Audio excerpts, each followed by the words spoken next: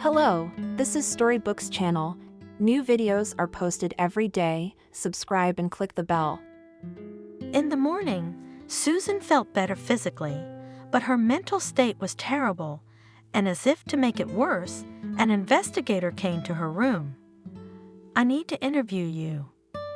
"It won't take long. Don't worry. I'm told you're feeling better. There's nothing further threatening your health." Easy for him to say. How could a man understand the condition of a woman who's lost a child? And the investigator continued, "The doctors told us that there is a poison in your body, quite rare. Accidentally, it could not get into your body, and in connection with this, I must ask a few questions. 1, do you have any enemies?" It all started as a long-awaited happiness with a rare celebration, a reunion of high school friends, 20 years after graduation.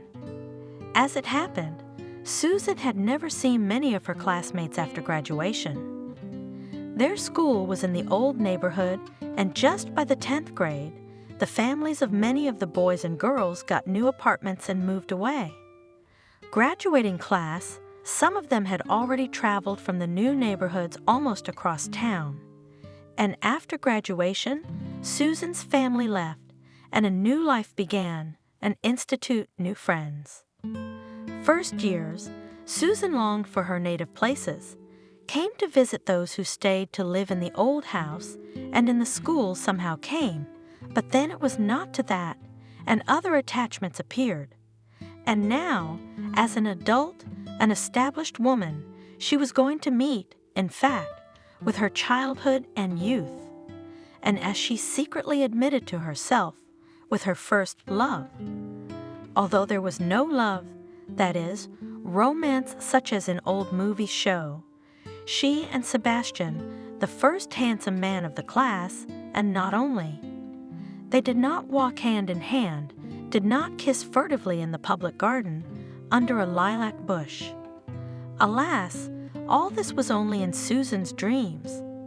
In reality, there were only her bitter tears in her pillow, because her beloved did not pay any attention to her. That is, he did, when it was necessary to make her laugh, to embarrass her in front of his friends. By graduation, she couldn't tell if she loved Sebastian or hated him. And after graduation, they never saw each other again, which Susan was happy about, although there was still a void in the place of that failed first high school love. Would he come or not? Susan thought, getting ready for the meeting. And what had he become? Was he married? "I thought he was going to law school." "No, I'm not going to talk to Sebastian about my long-lost love, and I don't hope that we'll be able to make something work now." "Oh, I'm just curious. And not just about him, but about a lot of other people. There's Kevin. He seemed to have a crush on me. Kept looking at me in class. Or is it the obnoxious John? I hope he doesn't show up at all. Although I hear he married our first honors student. How interesting it would be to find out about everyone, who became who, how they changed, what they look like." Susan herself could not boast of success in her personal life, no husband, no children. In this, of course, is not the slightest fault of that Sebastian. She had much stronger crushes. There were also relationships, but it did not lead to anything. And not because of the fact that Susan something was wrong, not the beauty of her fate did not deprive her, not mind, and the character was golden, but first she wanted to finish the institute and studied very seriously. Her father by that time has already very seriously engaged in business and believed that the only daughter will be his best assistant. And while I wait for you to marry a good man, and even take, you will find a poor man. Don't sulk. I'm just kidding, but every joke has its own joke. Don't trust anyone, and in general, go ahead and learn it yourself. Susan studied well, without any encouragement, and her father's words motivated her even more. Her father relies on her, considers her capable of continuing his life's work, and his daughter did not want to disappoint him. So the search, at least a poor man, at least a reliable assistant, were postponed for later, after graduation. But barely had time to graduate from the institute as my mother fell ill. That is, she may be ill much earlier, but she never admitted it, much less complained. Quiet, modest woman, she used to live in the shadow of her bright, loud-voiced husband, strictly takes care of the house and relatives. Any indisposition, even a slight runny nose of her husband or daughter, led her to despair, forced her to develop vigorous activity to save the sick. And her fatal disease, Procaroli Valley, hid and from relatives and from themselves, and only when, apparently, it became unbearable, went to the doctor, but it did not hide. Even when she was diagnosed, urgently hospitalized, she did not talk about why she would have to leave home for the first time, perhaps, for the first time. It was nothing. Just a checkup, a week or two at the beach, and that's it. She comforted her daughter. You just take care of your daddy. I showed you where the chamomile tea is for him. Make it. He's got a stomach and eat right. Don't go to my place. I'm well fed there. I don't need anything. Of course, Susan called the information desk the same day to find out her mother's condition and was struck dead by the response of the woman on duty. Oncology ward, go ahead. The next day, they went to the hospital with her father, both to see her mom and to talk to the doctor. His words were even more horrifying. How could the disease be so neglected? If only she had gone to the hospital a year earlier. It's already stage 4. Of course we'll start treatment, and don't be so frightened. Hope for the best, but she never complained about anything. Father was breaking his fingers. I beg you, I'll sell everything for any money, just so long as she's alive. She doesn't complain now. On the contrary, she's eager to go home, and we'll probably discharge her soon. You'll continue your treatment at home. Money can't solve everything. Moreover, I will tell you that it will not always help. Don't throw away that money, and don't torture the patient. It's her optimism that gives me hope, and it may be the best medicine. Susan and her dad walked out of his office, wobbling with grief. Couldn't Mom be helped? They tried to cheer up in front of the room, but Mommy, as always, understood everything from their faces. Well, I told you not to come. You're just scared for nothing. How could you not be scared? I can see they're both turning green. Look at all the really sick people lying here. And what about me? Yes, I'll be discharged one day and everything will be the same. And in this hospital, I agree, the air alone would make any healthy person sick. And discharged her discharged. But what is there still?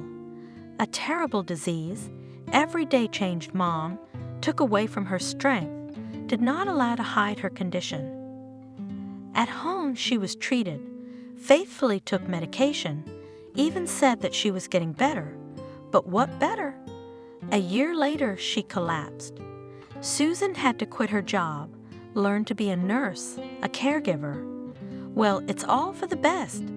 If something happens, and you know how to give first aid and give a shot, my mom used to joke, although God forbid that these skills are needed. Be well, both of you, may you be well. Don't cry, my daughter. I'm not saying I'm dying. These pills are making me feel better. I'm sleeping very well, and I'm completely healthy in my sleep. But not in her sleep. Mom melted away and died 2 years later. Her father's grief prevented Susan from mourning her mother. She began to fear for his condition. Always cheerful, active, not discouraged, he seemed to be deprived of the necessary nourishment. His wife's illness and on him and affected him not in the best way, and her death in general turned not old yet a man into a weeping, weak old man, with shaking hands. How is it, my daughter? How come we didn't keep our mommy safe? Every now and then, he said. How can we live now, my dear?" Susan was afraid that her father would seek solace in alcohol. But no, he didn't need it. He always looked like a drunk. Her daughter tried to bring him back to work, realizing that it was the only way to save her, but her father was no longer interested in anything. He went to work, frightening the employees with changes in his appearance and behavior, and Susan was already doing all the work. No matter what question or advice she asked her father, the answer was the same. "What difference does it make, Susan? Do what you want. You can't get your mom back. Then what's the point of all this?" In the end, Susan called a doctor. A person can't just melt from longing like sugar in boiling water. It turned out that in addition to depression, the father has a serious heart problem. A year later, after the death of his beloved wife, and father died, exhausted, as everyone who was aware of what was happening said, Susan became the sole owner and manager of the entire business. True, there were some kind-hearted people who wanted to become co-owners of the partners. What's a girl to do with a load like that on her own? "You'll ruin your father's business," they told her. But Susan wasn't such a girl. She was already 26, and for the last few years, she'd been carrying everything on her own, and she'd managed very successfully. On the other hand, they started coming around. "You need to get married. A year or two more and you'll be an old maid. Marry a reliable man, have a baby. That's your woman's business, and a husband can handle the business." They began to bring her grooms, and this Susan, completely disgusted from the thought of the need to arrange their own fate. Maybe among those young and adult men were worthy, maybe even dreaming of a relationship and marriage, but also about the company too in each. She saw some mercantile interest and recoiled with fear. She could not give her father's business in the wrong hands, and she herself did not want to become an annex to the firm. That's how she lived 10 years alone, not really burdened by loneliness. Well, yes, sometimes very much wanted to become, finally, the mother of the family, to take care not only of the business, but also of relatives. But with each passing year, the possibility of realizing this dream all weakened. Dreams remained. In them, she had both her children and her husband. And this husband more and more often acquired the features of Sebastian, unfulfilled love. That's why Susan was going to meet her former classmates, with excitement and anticipation of some changes. And in general, she wanted to unwind. Not so often happened in her life holidays. Yes, at work sometimes organized corporate parties. Sometimes she was invited to visit a few relatives. Her mother's cousin, her father's brother's family, that's all the fun. But what fun is there? At the corporate party, she is still the boss. You cannot relax completely. And relatives, you come like a holiday and everything is as it should be. The table is set, salads, baked chicken, homemade pickles, Napoleon cake, and talk. And I'm still waiting. Susan, when you and your fiancé come, or even your husband, I want to see your kids. Why are you shaking your head? It's time. You're over 30. What are you waiting for? You've got your beauty and your mind. Who else is going to be married and bring up children? After such a holiday, you go home with an unpleasant feeling, although you realize that the aunt wished you well and spoke sincerely. But who needs the sincerity?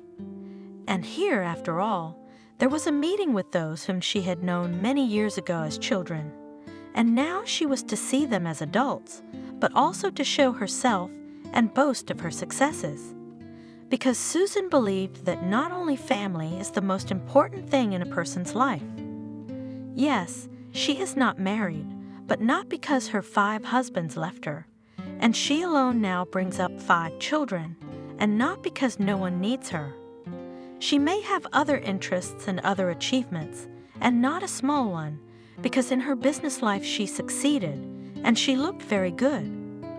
I remembered how my aunt sometimes sighed at the TV. I wonder how people age differently. That artist.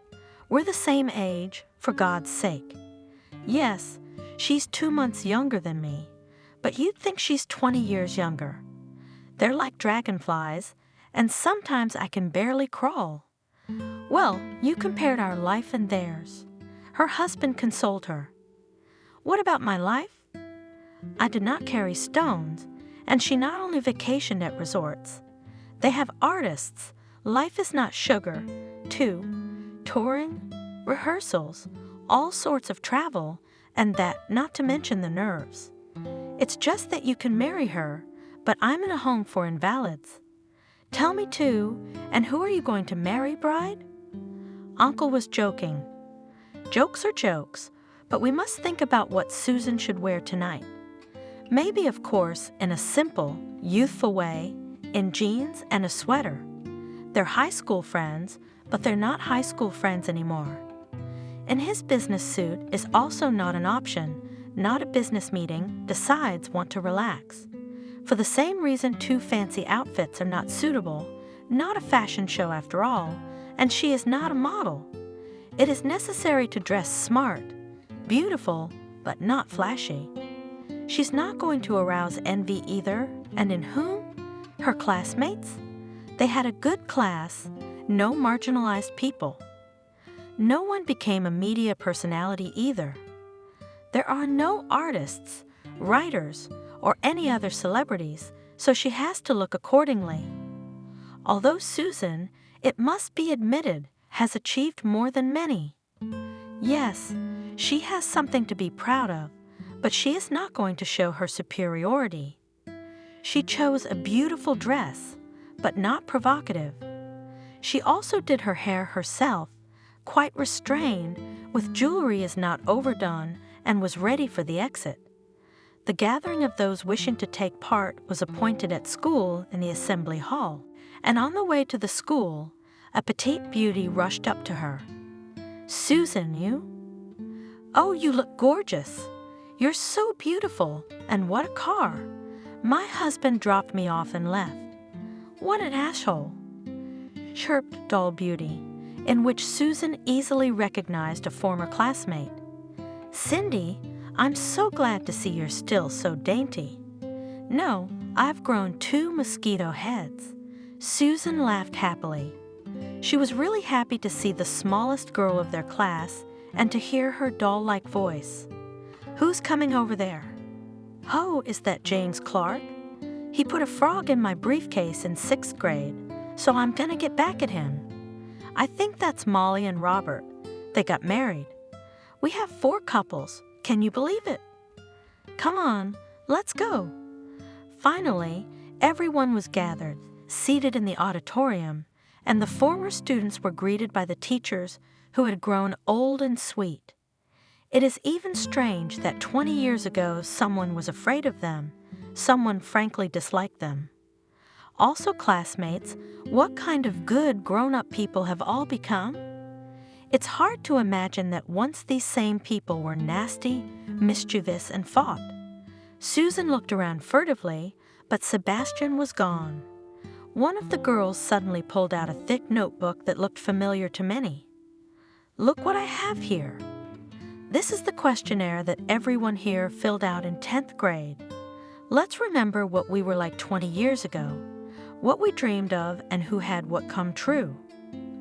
Everyone leaned over the notebook with interest, hardly recognizing their youthful revelations. They regretted that most of the questions were not so interesting and important now. Well, who cares what movie I liked back then? Here, let's talk about who wanted to accomplish what. Here's Cindy. I want to be loved and be loved. Did it come true? It came true. I divorced my first husband, but through no fault of my own. It was a mistake, but I'm happy now. My second husband and I have true love and a beautiful daughter. Kelly, you wanted to be a kindergarten teacher. Did it work out?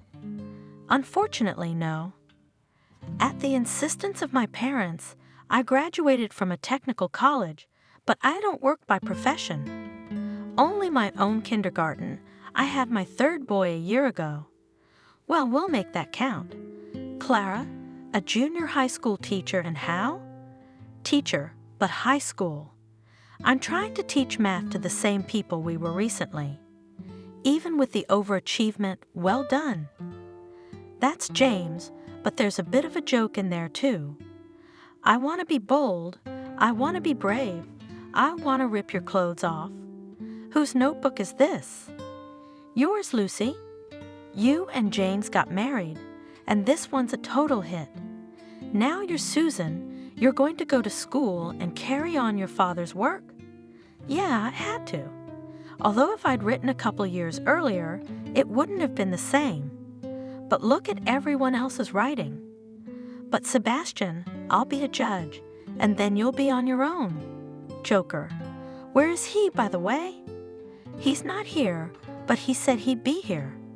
I called him. I heard from one of Sebastian's old friends. There he is. There he is. Cindy shouted triumphantly. Remember what the punishment for tardies used to be? Scrubbing the floors after class. But we don't have class today. Laughing, Sebastian, who showed up later than everyone else, shook hands, hugging, recognizing his grown-up friends. Susan stood up to meet him too, and for Sebastian it was as if everyone around him had disappeared. He was looking at her with that look she had longed for in the past, but now what? Now it's a grown, respectable man, probably married. That's why he was late. Probably asking for his wife, I guess. Hello, Sebastian, she said to break the stupor. Or what should I call you now? Your Honor. No, my dream didn't come true, although I became a lawyer.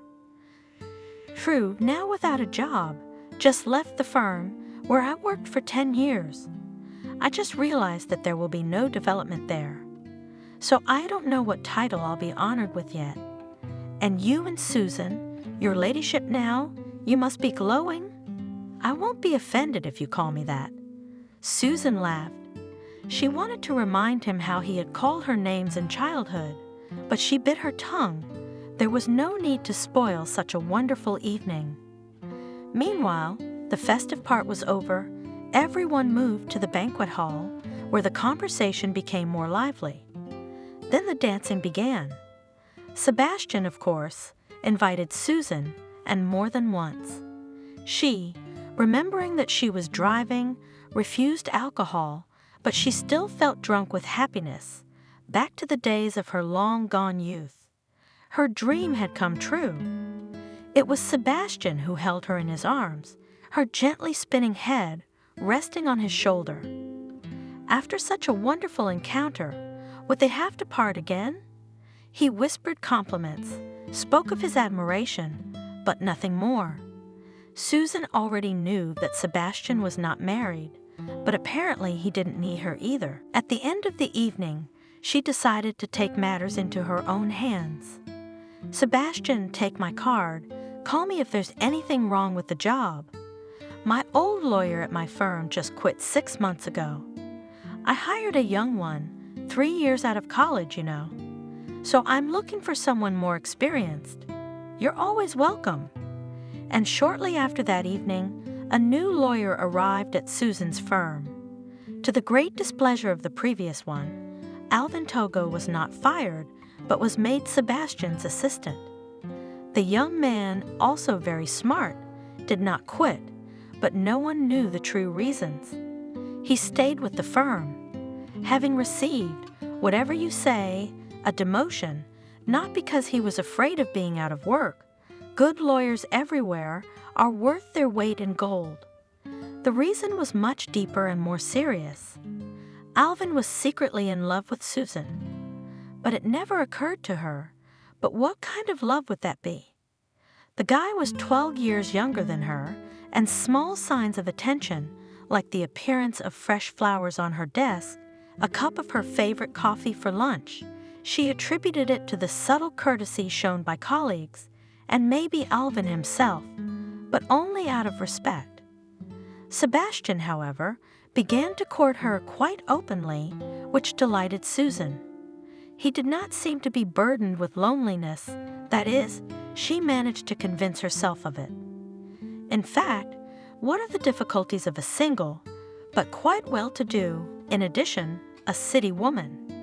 There is no mowing in the city, as it was written in some book, and physical help was not needed. But lonely evenings, what is it like? Especially for a young, beautiful woman striving for an active and interesting life. Especially after 30, it became difficult. At first, Susan, demonstrating independence, boldly went alone to the theater, concerts, exhibitions. It seems that such events do not go to socialize with gentlemen, but alone turned out to be painful. One to come, at intermissions to sit in the hall, crumpling in his hand program, one to leave, and no one will not help to take off your coat, no one then will not get it in the check room, will not serve. Everyone goes in pairs and is so alert, attentive to their companions, but she is alone. No one to talk to on the way home, to discuss what we've seen and heard. No, it is better to sit at home, though alone, but no one knows it. And if we don't respond to the phone calls, then maybe they'll think that Susan's gone on a bender. So what? A woman is lonely. Take a walk, take a walk.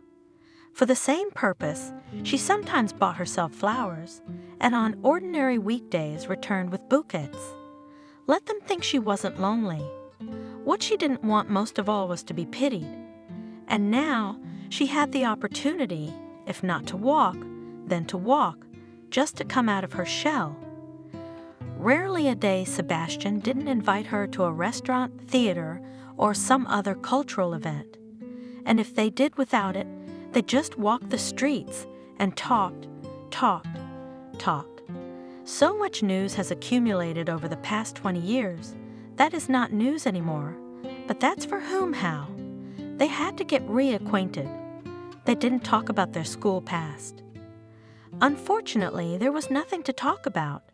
Susan confessed that she was in love with him and resented his relationship. Yes, I was a fool, but honey, don't you realize I was head over heels in love? I didn't know how to express it. A lot of guys do that, teasing, pulling pigtails. First grade, yeah, but 10th grade? But enough about that. It's funny to take offense at things that happened long ago.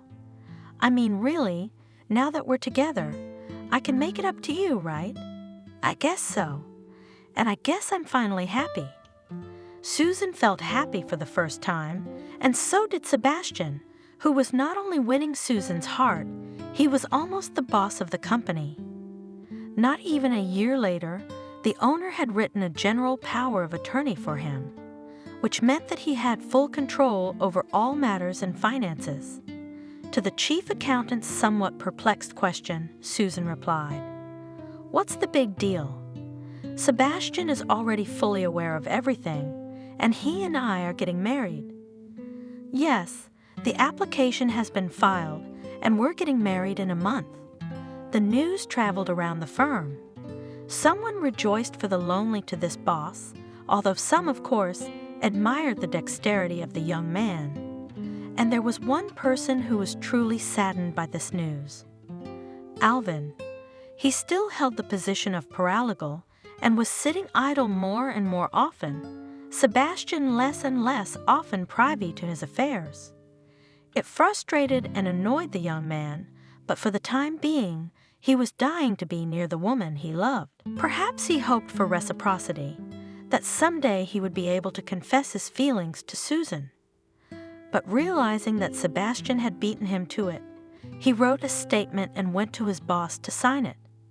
Upon reading the application, Susan raised her eyebrows. "What's the matter?" "Everyone seems to be happy with your work. And that's why I don't have a job, in fact. And anyway, I can't work forever as a junior assistant to the head janitor. Can I? I've got to develop myself." "Well, I can't keep you." Susan was indeed a little sad that this young man would be leaving the firm, but not for personal reasons. For her, there were no men other than Sebastian. Alvin was simply a competent and promising lawyer, not at all superfluous in his position. But she signed the application and said goodbye to the young man warmly, writing him a solid bonus for good work. A month later, there was a gorgeous wedding of Sebastian and Susan. Happy newlyweds received congratulations from colleagues and relatives, rejoiced at the changes in their lives, and sincerely believed that their happiness will not end. A few days after the wedding, they went on a wedding trip to a fashionable resort. How wonderful to be happy! Susan exulted quietly. And just to have a vacation from everything in the world except love. I haven't had a normal vacation in all these years, it seems, so I took a week sometimes to sleep. And then suddenly I have the sea, the sun, and you. You are my sea and sun. Sebastian replied, I swear from now on you'll be on vacation like this, several times a year. Alone? Susan pouted. And who will stay in the shop? Sebastian laughed back. It's such an inconvenience to work together, and with such responsibility. We're sunbathing here, and they're already dismantling everything. I've got a 100 times tested team. You don't have to worry about that, but a few vacations a year, I agree. It's not gonna happen, and together. Well, we'll see. I mean, our happiness is just beginning, right? It really was. After returning from vacation, the couple started working with renewed vigor. Susan had one more wish, though, and that was children. And she was aware of the fact that there was not much time left for its realization. The years were flying by so quickly. She herself did not really believe that she would be able to become a mother, and therefore she did not share her dreams even with her husband. And at the end of the first year of marriage, when she first felt some unusual ailment, did not immediately suspect what was obvious, and certainly did not share her suspicions with anyone but a doctor, a gynecologist from a private clinic whose services she had been using for many years, and there the best suspicions were justified. After a comprehensive examination, the doctor congratulated her on the fact that in 7 months the baby would be born and was surprised by the woman's reaction. She ducked her face into the palms of her hands and cried, "What is it?" "Are you not happy?" surprised the doctor. "I am happy. I just can't believe my happiness. I'm 40 years old. Isn't it too late? Am I giving my baby everything he needs? Well, as long as it's in me. Will my body be able to handle it? What are you worried about? If you'd had a baby every year or a dozen abortions, but you haven't. Your body's been preparing for this event, and as far as I know, it's gonna be fine.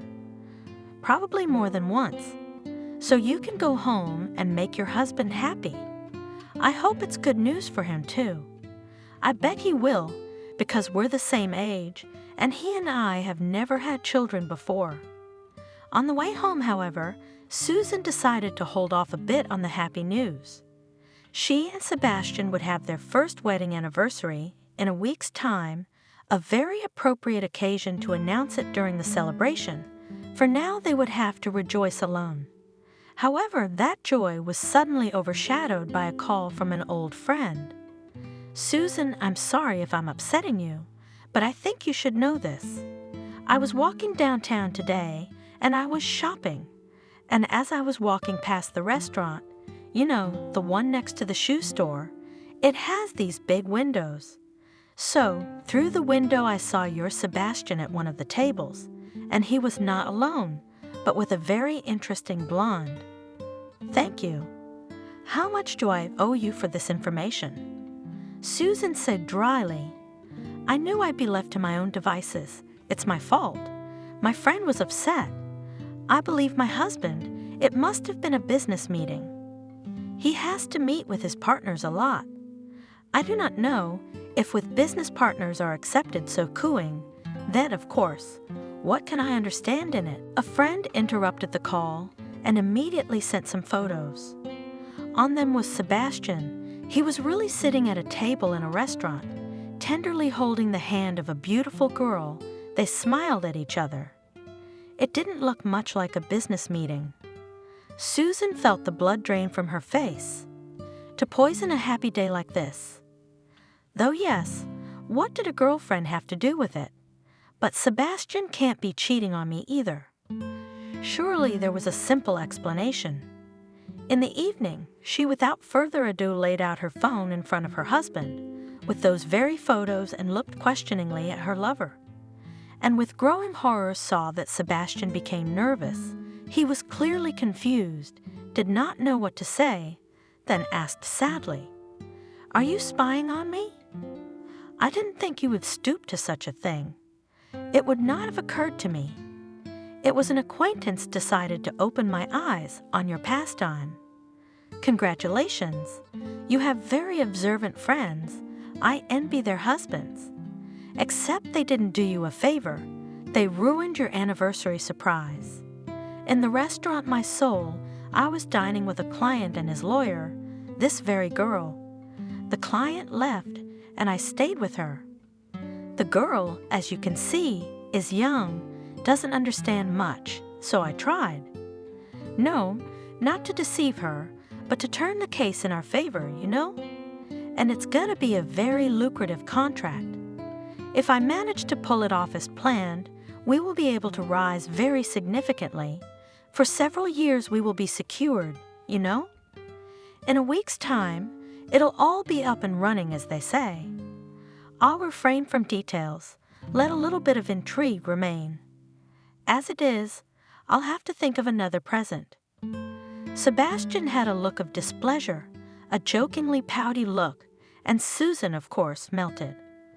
"Oh, I'm so sorry. I swear I didn't doubt you for a minute, but you know I had my doubts. By the way, I have a surprise for you, too. A very nice one, I promise." So they made up. Before they could quarrel, trust was restored. Each in his own way prepared for the celebration of the first anniversary of marriage, not realizing that there was a man living nearby who trusted Sebastian, every day less and less. It was Alvin. Yes, he had not forgotten Susan, the woman to whom he had never dared to hint his feelings, and the feelings remained, both for Susan and Sebastian. They were the exact opposite, though. Yes, Alvin disliked his colleague at first sight, which was not surprising, because Sebastian had displaced him in the place that Alvin considered his by right. Perhaps the more senior lawyer had more reason to claim the place, at least experience, but that was well understood from the outside. The appearance of Sebastian, whose relationship with Susan was no secret to anyone, was a serious defeat for Alvin, and an even more serious reason not to like or trust the man. Working together, he noticed some oddities, but there was nothing he could do about it. No one listened to him. After he found out that Susan was marrying Sebastian, Alvin realized that nothing further depended on him. Now he could do whatever he wanted. Suspect his enemy of the worst sins. It won't change anything. Susan loves him, and Alvin. Well, Alvin? At his existence, she simply forgot before the door closed behind him. You shouldn't have dragged it out so long. You could have confessed sooner and let it be. Let's say she'd have laughed in his face, thrown him out of sight. So what? That's how it ended anyway. But then I'd know I'd done everything I could. And she would know that I'm not just an inexperienced lawyer, but a man who loves her and would do anything for her. And this Sebastian, well, I've worked with him. I've seen that he's not exactly a star. I don't know what he will bring to the case to which Susan gives all of herself, but that's their problem. It doesn't concern me anymore. These were the thoughts that plagued Alvin for quite some time after his dismissal. Why did he procrastinate and delay his confession when he had the opportunity to see his beloved woman almost daily? He explained it to himself honestly and very simply. He was afraid, but what would it be like? He, having barely got a job, where he was taken, most likely, just for a trial period, for an internship, and suddenly begins to explain in love, and who, the owner of the company, his boss, chic, business, but older than him in age, and also much more wealthy. What would one think of a guy who would dare to make such a confession? Will Susan not be offended by such a courtship? If she does not even chase him away immediately, will Alvin not become a laughingstock? A quick boy, our shooter has been everywhere and got a position, and a woman not the least, and all the firm in addition. Isn't that the kind of whispers he heard behind his back? Here and waited that he could somehow show himself to make an impression on his beloved. If she herself had looked at Alvin not just as an employee, but there were no signals from Susan in his direction.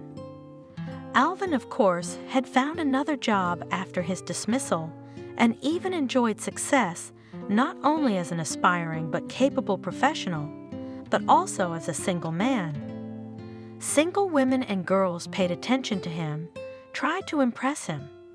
But how were they to know that he looked at each one by comparing it to another, and in his eyes all women lose to Susan? It didn't matter that they were younger and more suited to his age. It didn't matter that they were single. They weren't Susan, and strangely enough, Alvin hadn't given up hope of still achieving this grown married woman. That is, he assumed that now Sebastian would somehow negatively prove himself, and that it would happen. Alvin had no doubt. And one day he had a chance to find out something about his happy rival. When he was dealing with a fraud case at his new job, he unexpectedly came across a familiar surname, Sebastian. True, he was a witness, but clearly had a much more serious relationship to the case, just to prove nothing. Alvin could not understand the case of 5 years ago. He lacked materials, or maybe experience, but he was interested in the case. Not only interested, alarmed, for if all was as he supposed, Susan was already in danger. And who can help her if his suspicions about her husband, who had unlimited access to all the affairs and finances of the firm? Not only that, but Susan's own safety is at risk. Fearful pictures painted the young man's imagination. He remembered everything he knew about Sebastian originally, that is, what he had told about himself and his past. From his words, everything was great. Brilliantly graduated from the institute, internship abroad, 10 years of impeccable work in a solid firm. Sebastian spoke vaguely about his personal life, except that he hinted at some tragedy, which left a heavy mark. Well, to check all this is not difficult. The check was not in vain. Sebastian had certainly graduated from the institute. The diploma was genuine, but here are the grades in it. Yes, this graduate was far from a red diploma. But further on there was such a confusion that Alvin could not figure it out on his own. Realizing that he had reached a dead end, he turned to an old friend, whom he considered his teacher. He met with him and stated his request. The friend looked at the initial data, asked, "What's this? Alvin is a private detective, has decided to become a private detective. What's this Sebastian you're so interested in?" "Yes, they're William. Rather personal interest is involved, but I want to expose the villain." "I mean, everything is a lie. And for what purpose? A good person could get hurt. That's what I don't want. A woman?" William winked. "Well, don't blush like a girl. You're young. I'll try to find out what's going on with this young man through my channels. It didn't look like much at first. You can expect anything from a guy like that." It took a lot of time to find out the whole background of Sebastian, but when a friend invited Alvin to the cafe to tell him about the question of interest, it became clear that the young man was worried not in vain. "What a fruit! You gave me Alvin. Next to him not only your good man, but as if you and yourself in danger was not. I'll tell you one thing, your Sebastian didn't graduate from college for nothing. In the end, he learned to bury in a way that even Sterlitz would envy. So he worked after his studies in several firms and everywhere successfully, for his own pocket, but he almost always left like a goose out of water.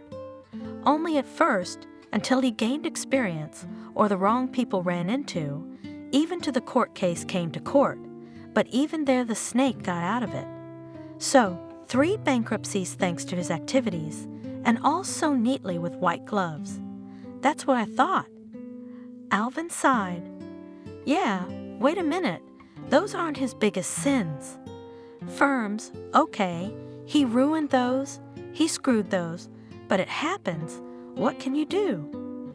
He's not only that, he's also very unscrupulous in personal matters, which I think is even worse. Was he married? Alvin asked coldly. I wish. I tried not to bring it to that, though I had one marriage, but it was when I was young. Then I looked for ladies, rich ones, by interest, and then I left them, having taken something especially valuable. Here you go. One of them took her own life, after he had left her without money and an apartment. Another ran around the courts, but never got anything, and another one. Well, it's a murky story. After she met our client, she disappeared into thin air. What a nightmare. But why isn't he still in jail? Why?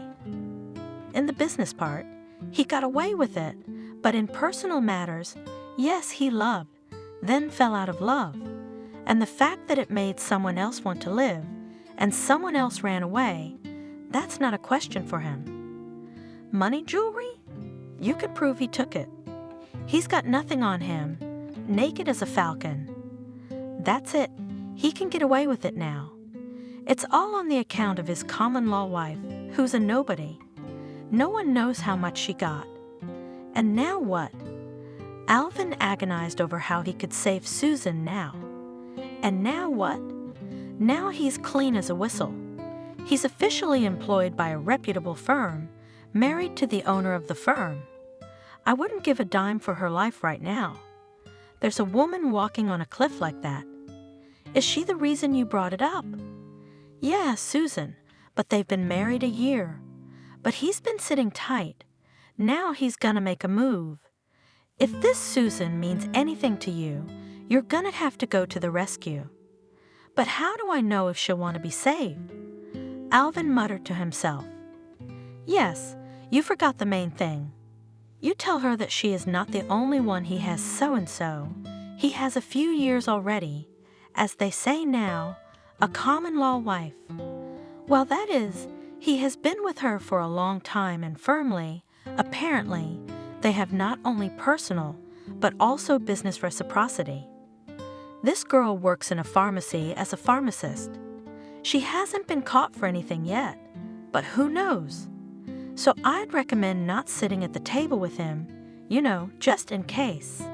Here are the coordinates of this great love of his. Just in case, ask around, it might come in handy. She just bought a car, by the way. And I doubt that on her pharmacist's salary, she does not deny herself anything. Alvin thanked his friend and left the cafe, completely dumbfounded by the information he had received. What to do now? How to save Susan? First of all, he decided to collect evidence, and for the sake of this he made a small surveillance of Sebastian. Now he knew the address of this civilian mistress in labor. It was not difficult. Soon Alvin had pictures of Sebastian helping the girl out of the car, walking with her under his arm, kissing her tenderly near the entrance. But what to do with it next? Just show Susan around. Meet up and tell her everything I've learned? Ask her to be more careful? Any of those actions might not accomplish the desired goal, and they could easily antagonize Alvin, but it was dangerous to hesitate, and he couldn't help but agree with his friend. As a result, he decided to call his former boss and say that he knew something about her husband. I'm sure she'll agree to meet, and it'll be easier to get it all out in private. Hello, Susan. This is Alvin, the lawyer you used to work for, remember? Of course, Alvin. Good afternoon. The woman wasn't exactly pleased, but she sounded friendly enough. Oh, this is about to change. How can I put this delicately? I'd like to meet you, Susan. I have some information that might interest you. What kind of information? Can you be more specific? The thing is, I'm running out of time, so I'd like to know how important it is. Very important, and above all, for your safety. I'd like to tell you about your husband, Sebastian. Believe me, he's not quite who he says he is. And who is he? With a scornful sneer, Susan asked. An American spy. The Ussuri tiger? Believe me, it's very serious. In a pleading tone, said Alvin. I have proof. What proof? She interrupted. The pictures? I've seen 100 of them. We have enough envious people besides you, but I didn't expect it from you. A young man, educated, well-mannered. Are you still angry about being fired? No one fired you. You left on your own. No, I didn't. That's not what I'm talking about, honestly. I'm begging you, why don't we meet? No, Alvin, I don't have time for meaningless meetings. I love my husband and trust him. Do you think he loves you? Alvin asked hopelessly. I don't think, I know. And I'll ask you not to call me anymore. I don't have time. Besides, this kind of talk makes me worry. Have a good day. And Susan interrupted the call. Why are we so unhappy? Unpleasant conversation. Sebastian walked into the office without knocking. I have to go to the bank to drop off some payments, so sign, Susan. You can do it yourself. Sebastian. Susan smiled strainedly as she signed the papers. Come on, you're the landlady. So who was on the phone, Ethan? Is he asking for an extension again? No, Alvin, your predecessor. Imagine he hasn't been able to settle down for a year. Suddenly he says he's got some information about something. It's crazy, in a word. He's probably stoned out of his mind. Well, I'm off. See you tonight, my love. Do you really love me? Susan smiled reassuringly. What do you think? I told you this morning I couldn't have fallen out of love in a couple of hours. I won't fall out of love in 100 years. Sebastian ran away. Susan moistened her eyes. What kind of people are these? Someone else's happiness is worse than cholera to them. That's what they think, and Alvin, and that friend. That she'll divorce her husband after hearing their gossip? No way. She feels that Sebastian loves her. And tomorrow is their anniversary, which they decided to celebrate together, without any noise and noise, she herself insisted. After all this evening, she will tell her favorite the main news. They will have a child, and Sebastian will be happy. They'll wipe the noses of all envious people. Alvin, having finished that conversation, sat helplessly, biting his lip. No, he was not going to retreat, to leave the woman he loved without help and protection. Susan was in danger, but she was not yet able to realize it. She loved her husband like those other, deceived, robbed women. But he will do anything to ensure that Susan is spared such grief. Yes, having ascertained everything, she will probably suffer a lot, cry, but she will be alive and well, and Sebastian, the scoundrel, will get nothing.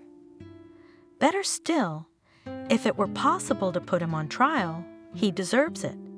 So he'll go to Susan's office now, tell her everything he's learned from William. He'll show the photos, suggest a trip to the house of Sebastian's mistress, and he'd better catch the scoundrel there too. And then the poor woman will have no choice but to believe what he says. Yes, most likely it will not add sympathy to Alvin himself, but there was no such sympathy. So let it all stay as it was, and maybe sometime later she would realize who the real friend really was. He thought hopefully.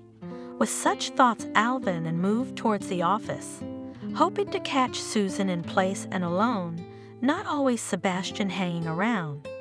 He was in a hurry, rehearsing in his mind the forthcoming speech, but Machine, as always, carefully watched the road. Alvin never broke traffic rules, and this time, coming to an unregulated crossing, he was sure that he had done everything right. He looked at the road, it was empty. But suddenly, when he reached the middle of the road, a foreign car almost silently came out of nowhere, and then there was a tearing pain and darkness. None of this Susan knew, of course. She was preparing to celebrate not only the anniversary of their life together, but also another, much more important event that only she knew about. It was decided to celebrate in a small, cozy restaurant, just the two of them. Susan, with a discreet glow, waited for the moment when she could tell her husband about her pregnancy. They ordered. Susan was very fond of different seafood. She ordered the pasta with ideas. While waiting to order, she couldn't resist pulling a pregnancy test out of her purse. And here was my anniversary surprise, and was unpleasantly surprised by her husband's reaction, the joyful anticipation on his face, suddenly replaced by bewilderment and fear. "What is this test? You mean you're pregnant?" he asked without any enthusiasm. "Are you not happy?" Susan was surprised. Now it was her turn to be scared. "Come on, honey." Sebastian pulled himself together. "I'm happy. It's just so sudden. That's why I was surprised." "Well, I'm happy, my dear." "Of course I'm happy. I thought you were frightened." The woman said, offended. "Who wouldn't be? We are no longer young. The emergence of a child, it is a risk, above all for you. It's such a strain on the body." "No, don't think so.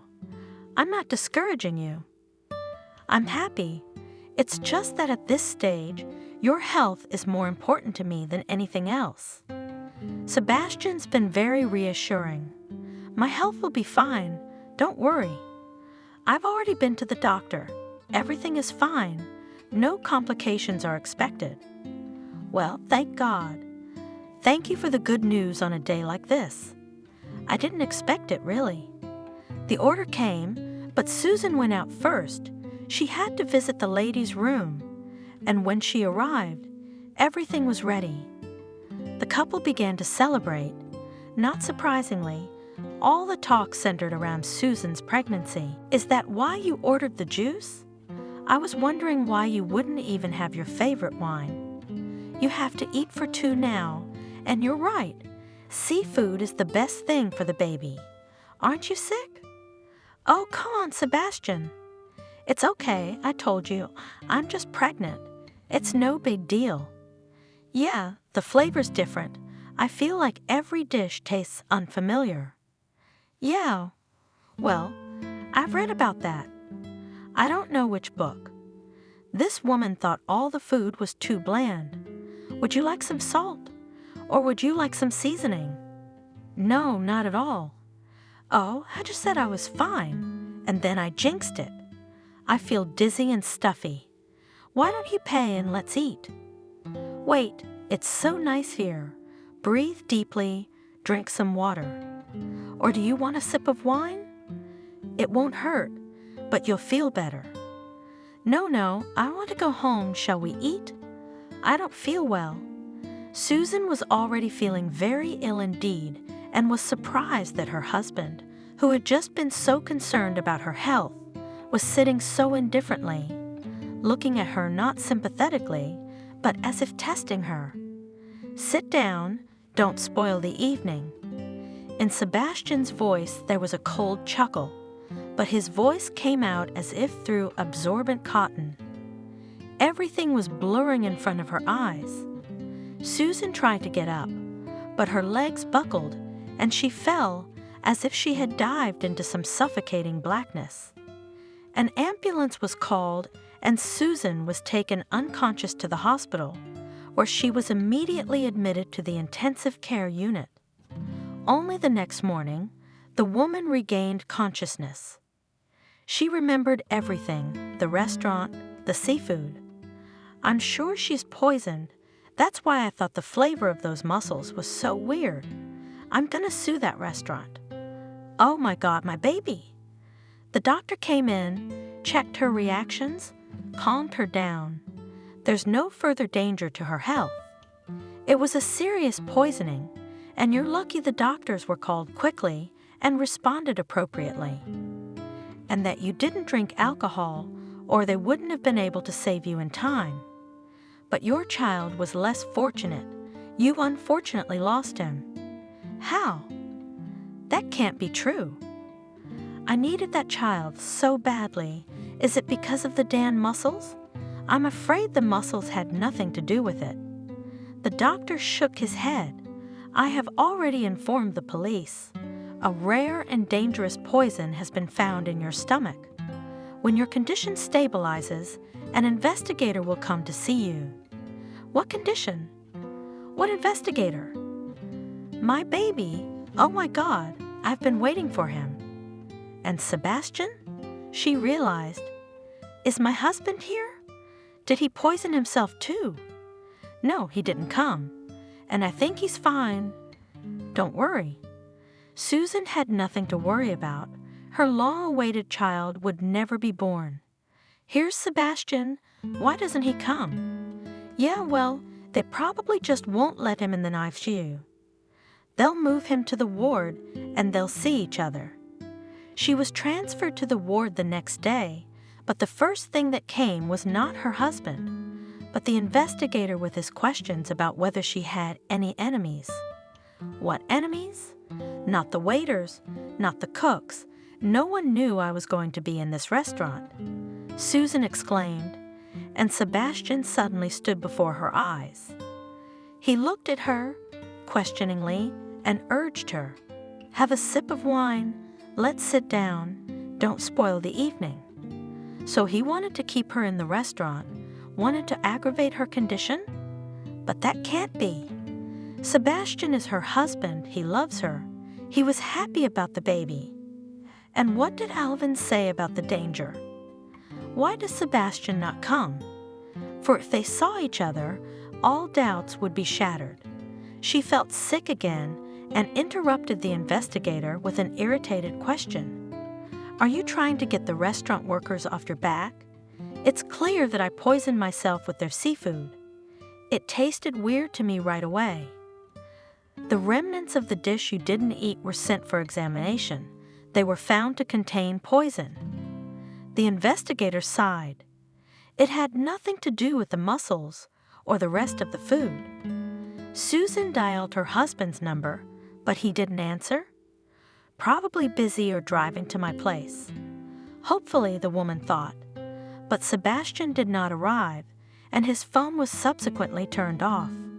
There was no strength to think about what it meant. Her condition improved, but then again she felt sick and weak, depressed, and sometimes unable to get out of bed. Only after 2 weeks, Susan felt that she could get up, walk, live on. And everything would clear up with Sebastian, probably, because he couldn't have disappeared without a trace. She looked out the window. The weather was beautiful. I should at least go out to the garden, get some air. This atmosphere is making me feel worse, she thought. She sighed, smoothed her hair a little, smoothed her hospital gown, and cautiously went down the stairs. At the first moment, the fresh spring air almost drowned her out. Susan wanted to ask someone to walk her to her room, but changed her mind. "It's nothing, I'll just stand, breathe and come to my senses. I have to get used to the air of freedom and independence." There would be no one to pick me up from the hospital. She had already realized that Sebastian must have abandoned her. It was up to the investigators to determine how much he was to blame for what had happened. Susan did feel better, and she wandered slowly down the path, enjoying the rays of the sun, The Pictures of Waking Nature. She didn't want to think about bad things, but nothing good came into her head, so she enjoyed the peace and thoughtlessness. The other patients were wandering the street, some alone, some apparently with relatives who had arrived. Suddenly her gaze caught on some familiar face, Alvin. It was he who strode hesitantly toward her, leaning on crutches, with his plastered leg out in front of him. She had been thinking of this young man recently. "Alvin?" Susan exclaimed. "How are you here?" The young man looked at her at first, as if not recognizing her. Then he perked up. "Susan, are you ill?" "I'm sorry. I didn't recognize you at first." "I am." He nodded at his leg. "Car accident. Second day back on the road, learning a new means of transportation." "What about you?" "You've lost so much weight. And me, Alvin, I got poisoned." "You warned me, and I did."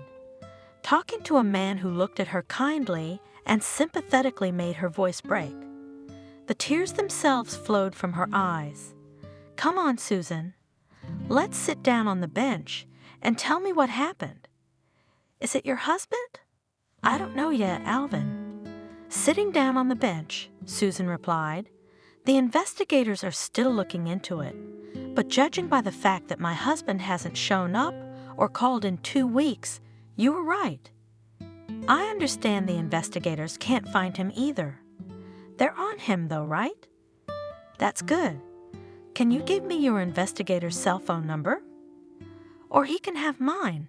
I really need to talk to him. I already know something about your husband." "Yes, of course you do. I can't tell you anything. I'm so clumsy. Love is in my eyes, but he loves me. In the meantime, Alvin, tell me what you know. And one more thing. I'm sorry I didn't believe you that day. Who knows? If I'd agreed to see you, we'd both be well. No one can know that, but why don't we go to the ward or the lobby? It's getting fresh. You don't need a cold." They sat down in the lobby. Alvin began to tell everything he knew about Sebastian, about his previous jobs, about his relationships with women, and about the fact that he still had a mistress. "A friend told me he's an investigator. He found out everything. I was horrified. I rushed to you. That is, I called you first, but it's clear that you didn't believe me. I thought I'd come and show you the photos. Although you said you'd already seen it all, but everyone can't lie, especially since the investigator was here. So it's already a fact. Now I don't know what to believe anymore. I wish none of this ever happened, including the meeting with Sebastian. Then why did I go to that high school friends' night? Tell me something else. Why did you find out about Sebastian? Did you have something against him? Or did you find out something bad before? Before? Before I knew you, Susan, I fell in love with you. Don't you get it?" Alvin finally decided to speak up. "Yes, at first sight and forever. Now I'm cursing myself for not admitting it sooner.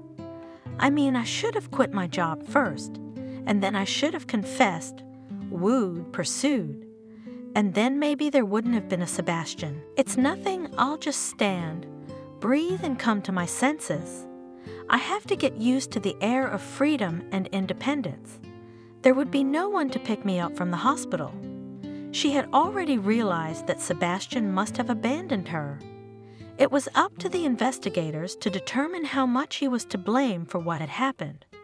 Susan did feel better, and she wandered slowly down the path, enjoying the rays of the sun, the pictures of waking nature. She didn't want to think about bad things, but nothing good came into her head, so she enjoyed the peace and thoughtlessness. The other patients were wandering the street, some alone, some apparently with relatives who had arrived. Suddenly her gaze caught on some familiar face, Alvin. It was he who strode hesitantly toward her, leaning on crutches, with his plastered leg out in front of him.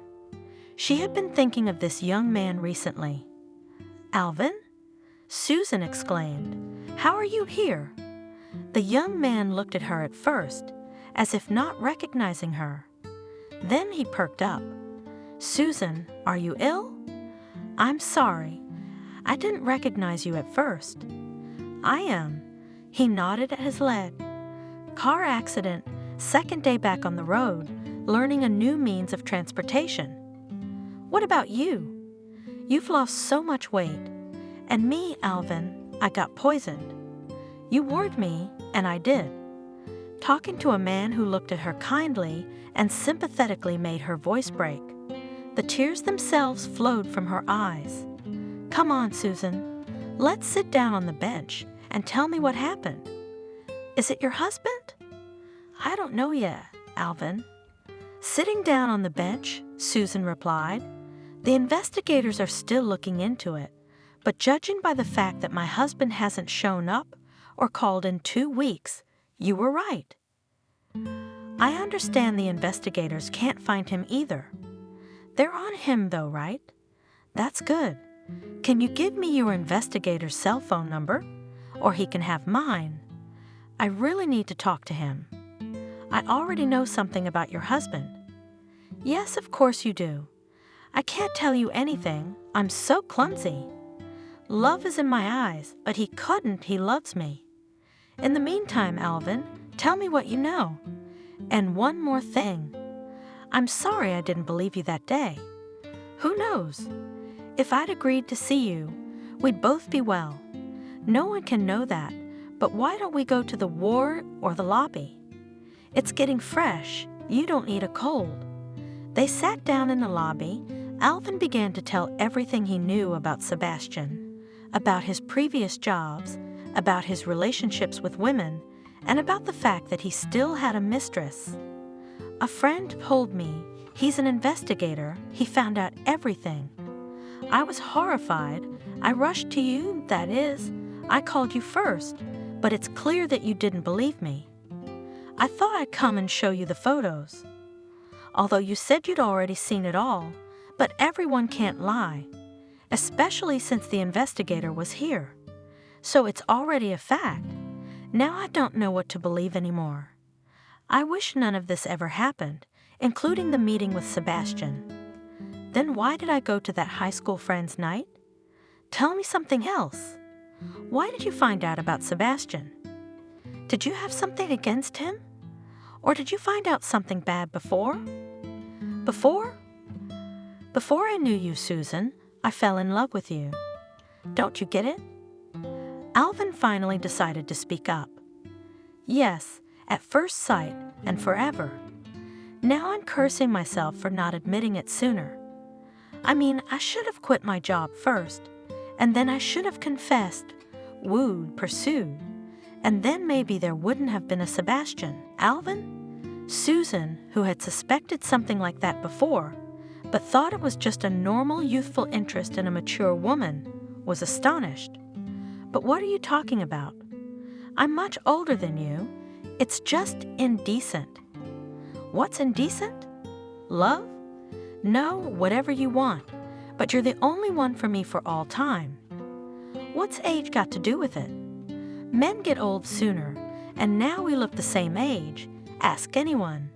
So right now you, Susan, look half my age. A fragile, confused little girl next to an old man on crutches. But even so, I'll always protect and support you. Oh, Alvin, you have no idea how grateful I am for such words, and for everything you've done for me, but I assure you, your infatuation will soon pass. All young guys fall in love with older women, a lot of them. And it's important for women not to imagine things because it's so painful to be disappointed.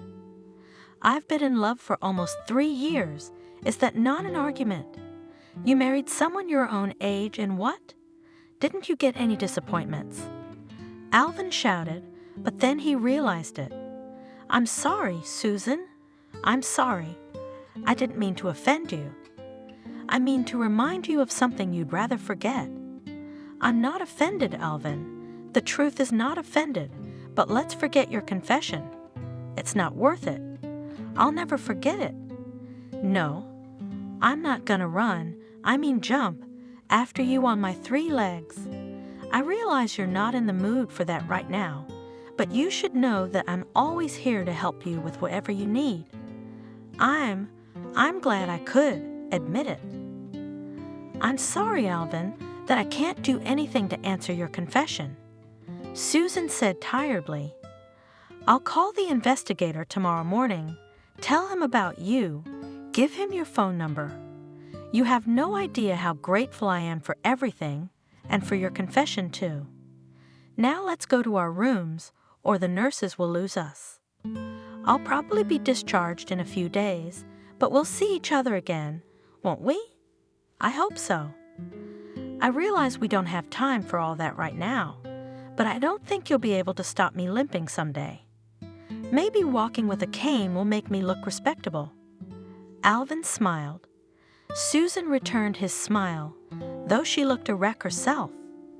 That night, she hadn't slept well, all the while remembering Alvin's words, his confused, sometimes belittling look. After what had happened, would I ever believe anyone? Even this boy who seemed so sincere? He's done so much for me. But even if he's not cheating now, the time will come and... No, I can't take another loss, she thought. The next day, Susan was discharged. She went to say goodbye to Alvin, said she had given the investigator his words and phone number, and there was no further conversation between them. I'm in a hurry now, Alvin. I have a lot of things to fix in my life and at work, but we know each other's coordinates. I hope we'll meet again and talk. I really hope so, answered Alvin. He took her hand, but did not shake it, but kissed it gently. Susan, unexpectedly for herself, bent down and kissed the young man on the head, then straightened up and walked away without looking back. She really had a lot to do. She called the office and asked them to send a car to pick her up. When she got home, she cleaned herself up in an hour, trying to wash away the hospital odors and all the worries of the last few days. Now she had to be businesslike, decisive, and strong. Walking through the apartment, Susan saw that Sebastian had already moved most of his things out. Well, that's good. Less worries, less memories. And hopefully he wouldn't come back. We should change the locks, she was thinking, and the rest of the stuff in the garbage bag and put it in the dumpster. But that could be done later. But for now she had to go to work, find out what was going on. Sebastian was making some kind of super favorable deal. We'd have to see how it turned out. She got there just in time, that is. She had already missed a lot of things. During the year of her almost reign in the firm, Sebastian had managed to slowly transfer quite substantial sums to his account. But all the claims were signed by you. What could I do? The accountant said dejectedly, I tried to inform you, but somehow you didn't pay attention. Yes, of course. No one blames you, Susan replied. She also looked at the plans for the new deal, which seemed intended to be a surprise for the wedding anniversary. Fortunately, the surprise didn't work out. With new, sober eyes, Susan saw that the deal was not only unprofitable, it would be ruinous. Sebastian decided to transfer almost all the money to the account of a front company, apparently registered in the name of his mistress. Susan was in time. She managed to revoke the power of attorney and prevent this transaction from taking place. But what Sebastian had stolen, well, what can you do? There's no way to get the money back. But he'll have to answer for what he's done, and his mistress probably will too. It's unlikely he got the poison himself and poured it into her muscles. The next day, Susan went to the investigator, wrote a statement against her husband, accusing him of theft, fraud, and possible poisoning.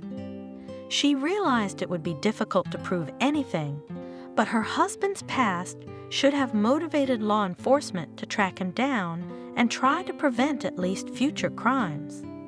This time the police, who had long tried to tie this man to any real crime, were quick to act. Sebastian and his mistress were detained at the airport. They already thought that the deed was done. Only happiness awaited them further, and the detention was a very unpleasant surprise. After all, they were already ready to celebrate their victory, anticipating a rich and happy life abroad.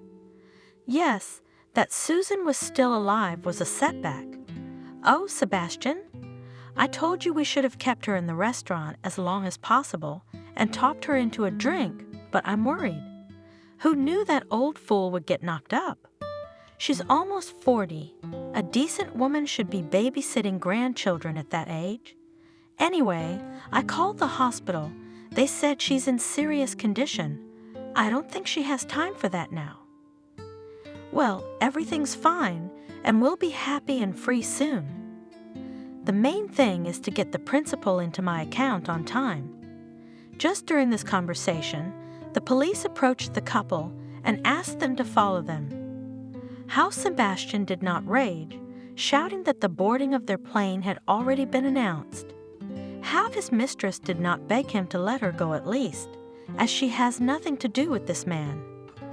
Both were detained and taken to the detention center.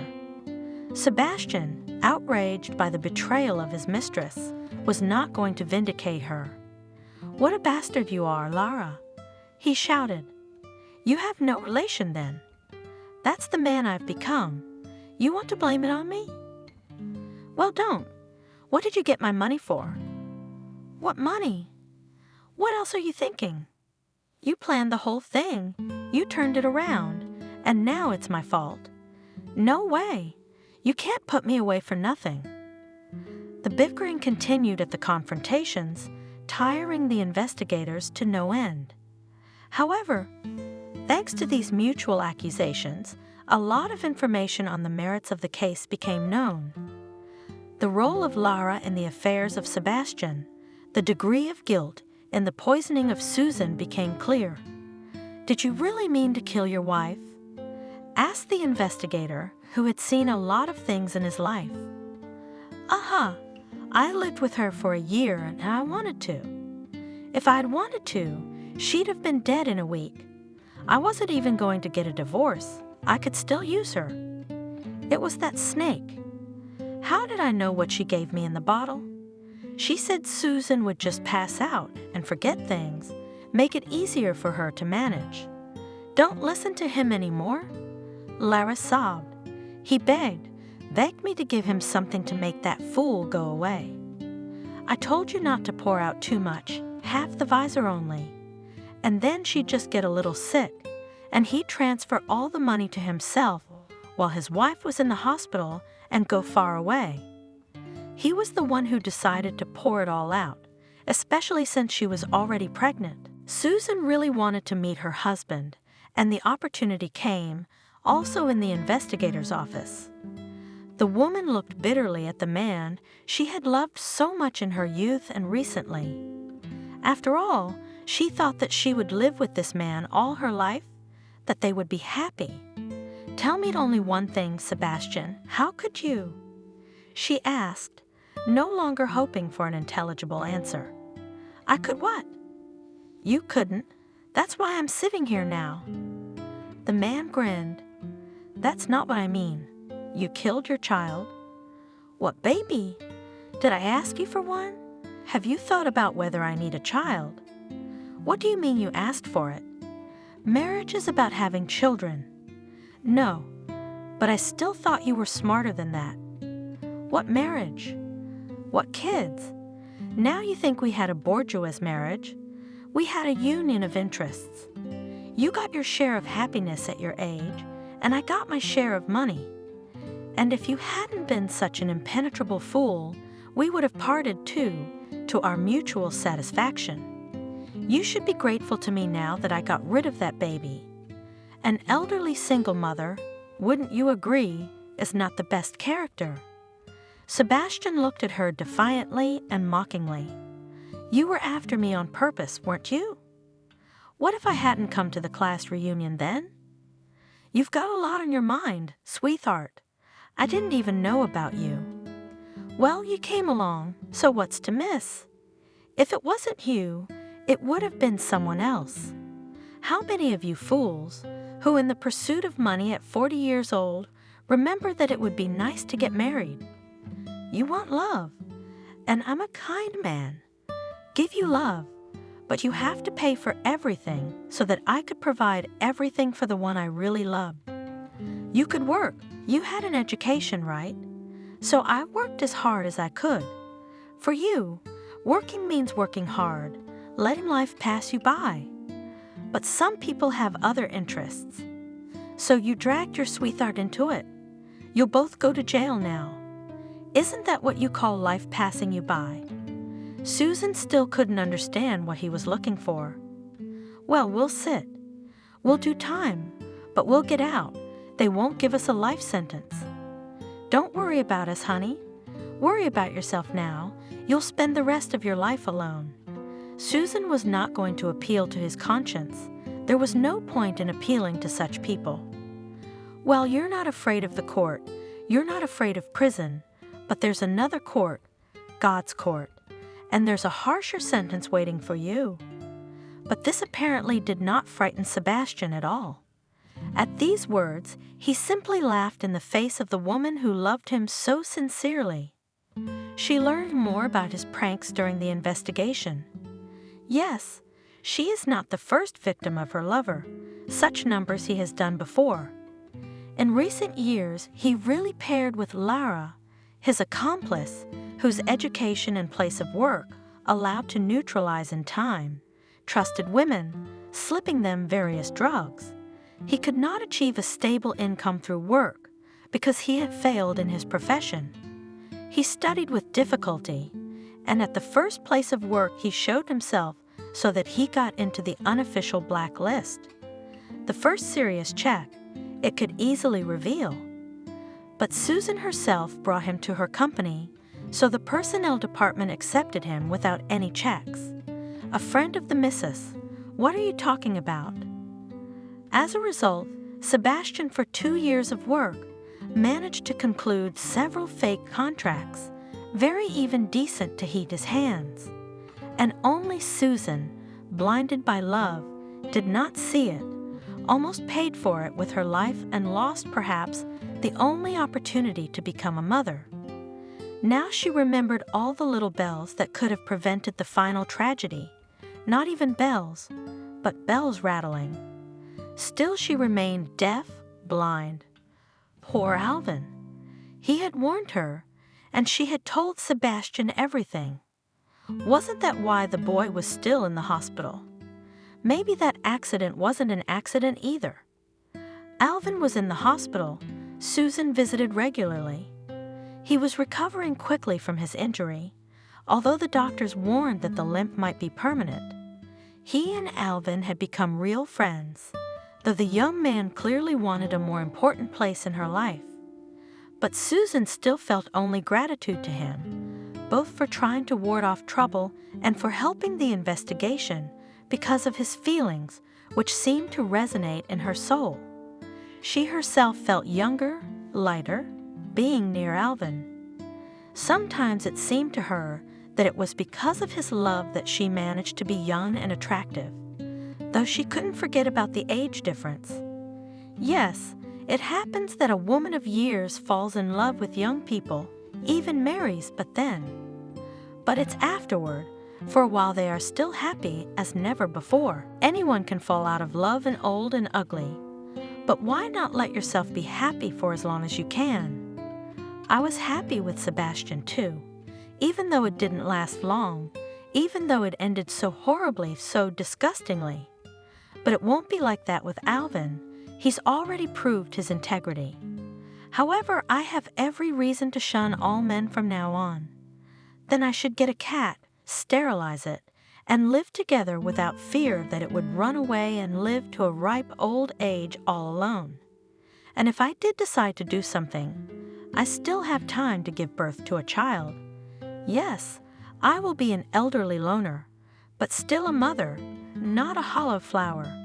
So she thought, returning after another meeting with Alvin to her lonely apartment, from which, along with Sebastian's things, seemed to have disappeared, and the memory of him. Alvin would sometimes start talking about his love again when they met, but Susan would stop him. If he did not try to start this conversation again, she became a little sad. I guess my Alvin got cold feet. Oh well, that's good. It's good for him and me. But the next time, it just kept happening. And Susan stopped again. Come on, Alvin. You'll meet a nice girl soon. You'll love her. Already met and loved. The young man replied firmly.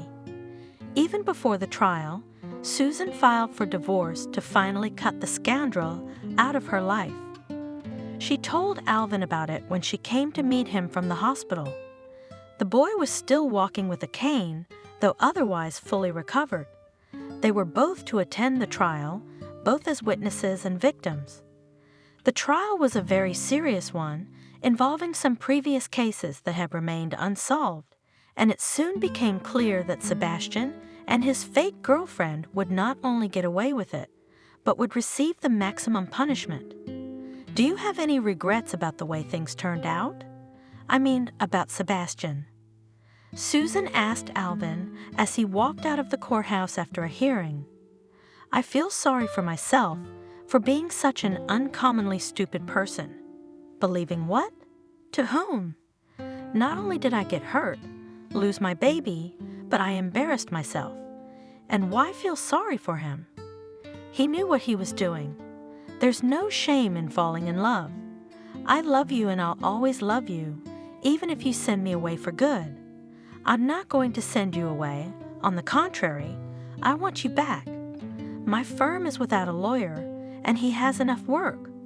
Will you come? Susan smiled. You bet. If you asked me to be a janitor, to clean your entrance, I'd love to go. It would be a reason to see each other every day. And give me bouquets and coffee? Don't say no. I know whose job it was.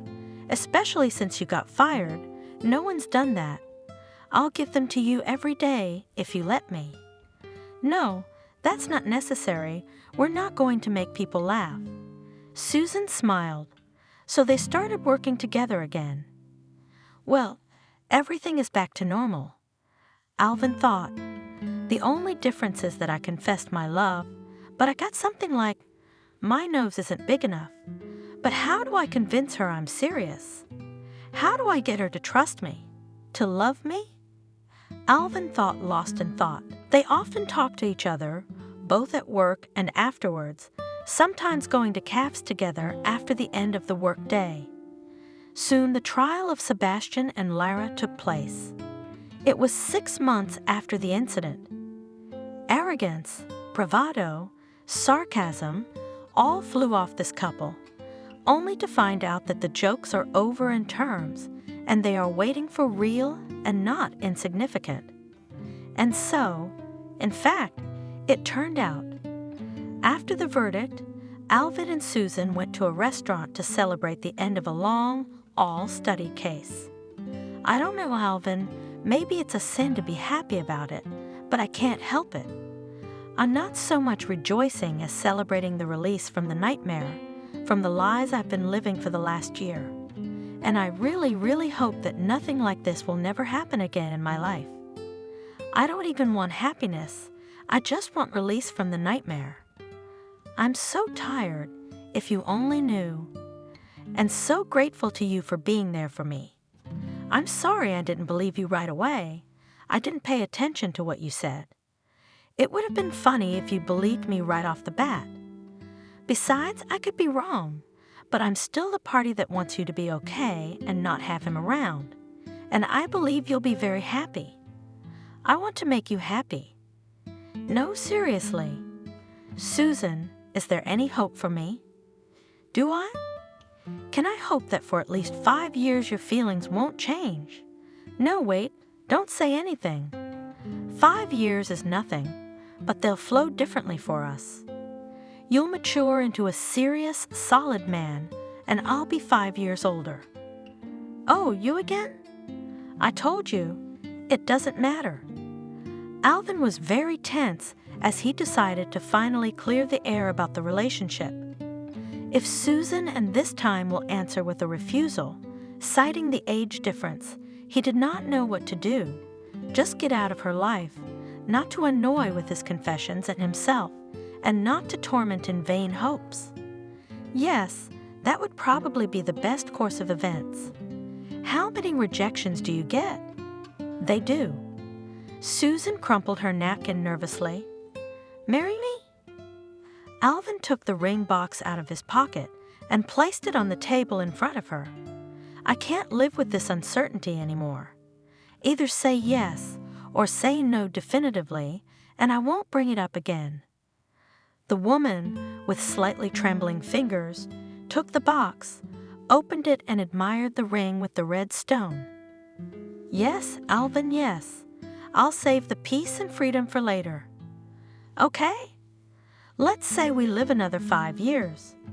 For the sake of 5 years of happiness, I can risk 5 years with a man who I can see loves me and whom I also love. Alvin walked around the table, approached Susan, kissed her on the lips for the first time. The company at the next table broke into applause. Other visitors joined them. Congratulations and wishes of happiness flowed, and a few months later Susan and Alvin celebrated their wedding, attended by all their colleagues who also sincerely wished happiness to the young people. They did look very happy indeed, and were so.